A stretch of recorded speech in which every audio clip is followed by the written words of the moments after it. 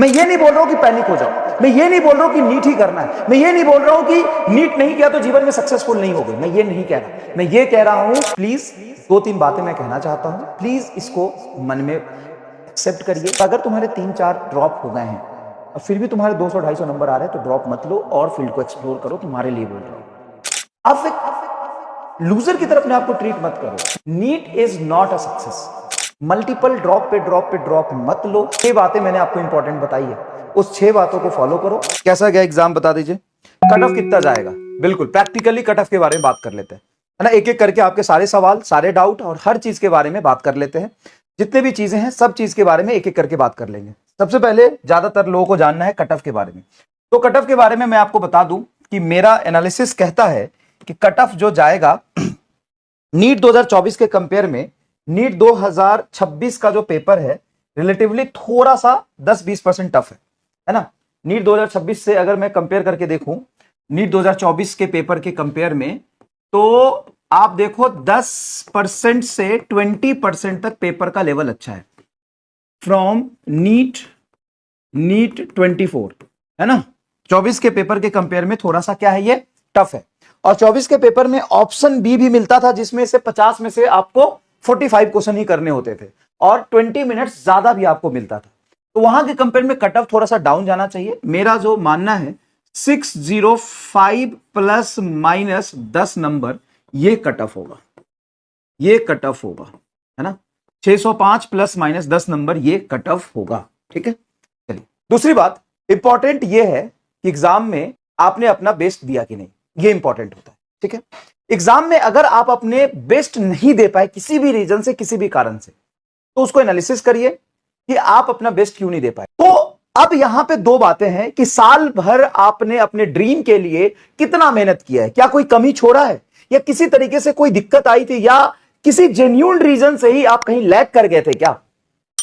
अगर यह है तो आपको सिर्फ नीट में नहीं, लाइफ में कुछ भी करोगे, आगे चल के कोई भी कॉम्पिटिटिव एग्जाम की तैयारी करोगे, लाइफ में कुछ भी करोगे, जॉब भी करोगे, कुछ भी कहीं भी किसी भी तरह की पढ़ाई करोगे, वहां पे आपको अपना 100% बेस्ट देना होगा, तभी आपको सक्सेस मिलेगा, तभी आपको रिजल्ट मिलेगा। मैं ये नहीं बोल रहा हूं कि पैनिक हो जाओ, मैं ये नहीं बोल रहा हूं कि नीट ही करना है, मैं ये नहीं बोल रहा हूं कि नीट नहीं किया तो जीवन में सक्सेसफुल नहीं होगे, मैं ये नहीं कह रहा। मैं ये कह रहा हूं कि अगर आपने पूरा अपना 100% दिया था कि नहीं दिया था, ये एनालिसिस करिए। अगर नहीं दिया था तो क्या कमी रह गई थी, क्या प्रॉब्लम हुई थी, उसको ठीक करिए। नहीं तो लाइफ में सिर्फ नीट में नहीं, आगे कहीं भी अगर आप कामचोरी करोगे, उस लेवल पे मेहनत नहीं करोगे तो दिक्कत आएगी। सबसे पहली बात। दूसरी बात, अगर आपने अपना 100% दिया फिर भी अगर आप बाउंड्री पे रह गए हो या उससे नीचे रह गए हो, क्योंकि 85% लोग यहां पे सेलेक्ट नहीं होने वाले होते हैं, 15% लोग ही टॉप रीजन में पहुंच पाते हैं। तो वो जो 85% लोग हैं उसमें से सारे बच्चे, ऐसा नहीं है कि एक दिन आप अच्छा परफॉर्म नहीं कर पाए तो आप कुछ नहीं कर पाएंगे जीवन में। NEET is not a success. NEET ही सिर्फ सक्सेस का क्राइटेरिया नहीं है। जब आप नीट या जेईई एग्जाम की तैयारी करते हो ना, तो एग्जाम की तैयारी के दौरान आप चीजें सीखते हो, प्रेशर झेलना, आप चीजें सीखते हो, टाइम मैनेजमेंट, आप चीजें सीखते हो, प्रेशर को कैसे हैंडल करना है, आप कम टाइम में ज्यादा आउटपुट निकालना सीखते हो, आप हार्डवर्क करना सीखते हो। और ये सारी चीजें जो आपने मेहनत करके सीखी है वो सिर्फ इसलिए नहीं था कि नीट के लिए। हम साल भर, पूरे साल भर ये बोलते रहे कि देखो भाई ऐसा है कि नीट ही निकालो, मेहनत करो, पूरा जान लगा दो, दिन रात क्वेश्चन प्रैक्टिस करो, तुमको निकालना पड़ेगा, ये कॉम्पिटिटिव एग्जाम है, बहुत बियॉन्ड द लिमिट जाके मेहनत करना पड़ेगा, एकदम जानवरों की तरह पढ़ाई करो, खूब मेहनत करो, खूब क्वेश्चन प्रैक्टिस करो। ये साल भर हमने आपको बोला। देख भाई, दुनिया गोल है, तुम्हारा किया हुआ मेहनत तुम तक आएगा। भले ही तुम अभी ये कह सकते हो कि सर आपके लिए कहना आसान होगा लेकिन मेरे लिए मुश्किल है, लेकिन एक बात बताता हूं भाई मेरे, ऐसा नहीं है कि इस नीट में जो क्वालिफाई हो गए वो लाइफ में सक्सेसफुल हो जाएंगे और जो क्वालिफाई नहीं हुए वो सक्सेसफुल नहीं होंगे। हर साल ऐसा होता है।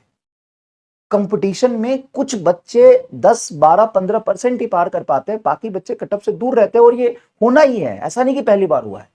लेकिन उस सिचुएशन में आपको इतना मेहनत करना जो सिखाया है, इतना हार्डवर्क करना, इतना टाइम मैनेज करना, वो इसलिए सिखाया है कि आप लाइफ में गिव अप ना करें। मतलब लड़ना सिखाया है, आपको फाइटर बनाया है। आप एक लूजर की तरह अपने आप को ट्रीट मत करो। मैं नीट क्वालिफाई हो गया, मैं जेई जेई में मेरा हुआ था क्वालिफाई, लेकिन बहुत अच्छा कॉलेज नहीं मिला था। बहुत सारे ऐसे लोग हैं, बहुत सारे ऐसे लोग हैं, मैं नाम लेके नहीं बोलूंगा, लेकिन बहुत सारे लोग हैं, जैसे अलग सर, उनका नीट निकला क्या, जेई जेई में कॉलेज छोड़ दिया उन्होंने, आगे की पढ़ाई नहीं करी। तो बहुत सारे ऐसे लोग हैं जिनका नीट नहीं निकला। विपिन सर, इनका नीट निकला क्या बताओ? समाप्ति मैम, उनका नीट निकला क्या? मेरा जेई निकला क्या? चलो ये तो खैर एग्जाम्पल मैंने लिया है टीचर्स का। आप अपने आसपास में भी बहुत सारे लोगों को देखोगे, उन्होंने जेई नीट की तैयारी की होगी, अगर उनका नहीं निकला, इसका यह मतलब नहीं है कि टेम्परेरी फेलियर को आप परमानेंट फेलियर मान लो। टेम्परेरी फेलियर को आप परमानेंट फेलियर मत मानो, ये एक टाइम है और नथिंग इज परमानेंट। ये इस चीज को समझने की कोशिश करो। सिर्फ नीट ही सोसाइटी को और अपने पेरेंट्स को प्रूव करने का तरीका नहीं है। आपको लाइफ में और भी मौके मिलेंगे। आप किसी के सेटिस्फैक्शन के लिए आप ये मत सोचो कि मैं सक्सेसफुल नहीं हुआ क्यों, तो मेरा पेरेंट्स क्या बोलेंगे, सोसाइटी क्या बोलेगा। भाई जब आप सक्सेसफुल हो जाओगे तो वही सोसाइटी माहौल बनाएगा, कांग्रेचुलेशन करेगा, नहीं होगे तो वही सोसाइटी कुछ भी करेगा। सोसाइटी सिर्फ डिस्प्लेसमेंट देखती है, उसकी चिंता मत करो। वो तुमको देखती है तुम कहां हो, कहां पहुंचे, उसके अकॉर्डिंग रिएक्ट करेगा, उससे कोई फर्क नहीं पड़ता। सोसाइटी तुमको रोटी नहीं देगा खाने के लिए। तो प्लीज 2-3 बातें मैं कहना चाहता हूं, प्लीज इसको मन में एक्सेप्ट करिए। पहली बात, नथिंग इज परमानेंट, ये भी निकल जाए, ठीक है। दूसरी बात, टेम्परेरी फेलियर को परमानेंट फेलियर मत मानो, तुम्हारे पास और भी मौके आएंगे अपने आप को प्रूव करने। तीसरी बात, पेरेंट्स को प्राउड फील कराने का मतलब सिर्फ नीट ही नहीं है। NEET is not the end of life. आप पेरेंट्स को बहुत अलग तरीके से, बहुत ऐसे मेथड है जिससे प्राउड फील करा सकते। चौथी बात, आपका किया हुआ मेहनत आपको जरूर मिलेगा किसी न किसी फॉर्म में, आज नहीं तो कल मिलेगा, ये दुनिया गोल है, आपका मेहनत घूम के आपके तक आएगा। पांचवी बात, सोसाइटी को या किसी दूसरे को प्रूफ करने के लिए मल्टीपल ड्रॉप पे ड्रॉप मत लो। अपनी कैपेबिलिटी को देखो, एनालिसिस करो और उसके आगे अकॉर्डिंग ही डिसाइड करो।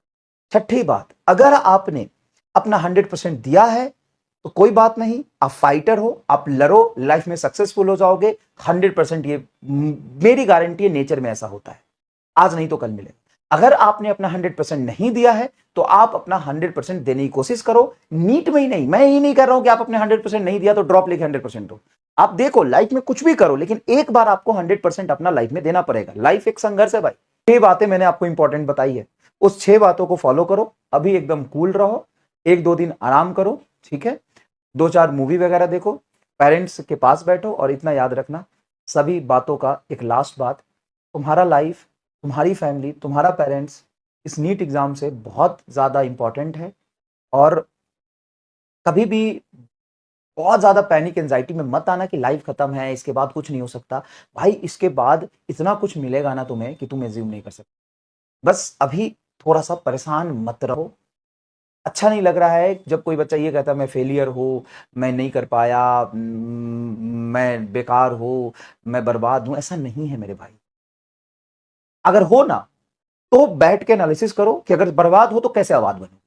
तो ड्रॉप करने वाली बात जो मैंने बताई है कि अगर आपके 250 मार्क्स आ रहे हैं फर्स्ट ड्रॉप में, तो 12-12 घंटे मेहनत करना होगा, एक बैकअप के साथ ही ड्रॉप लेना।